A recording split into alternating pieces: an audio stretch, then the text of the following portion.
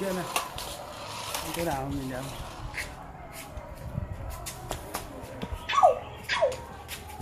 Món này.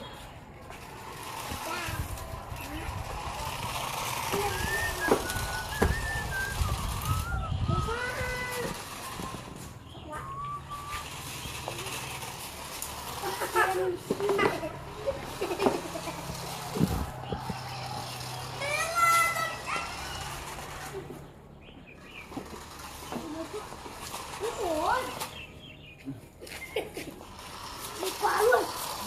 Úi dồi ôi. Nó chết người. Cho xem nào. Wow. Ôi đừng dám mà. Kiếm lên. Wow. Đây rồi giấy.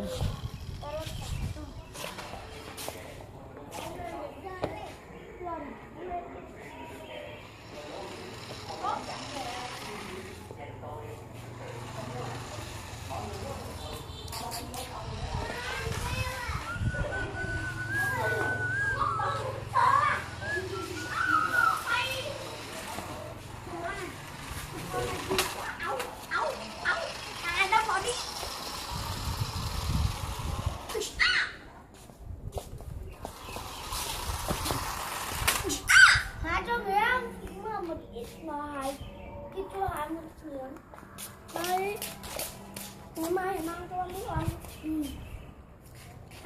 kia đây trong con đây một đấy đấy cho anh đấy đây cũng là ai nữa xong bắt đầu đi ống nước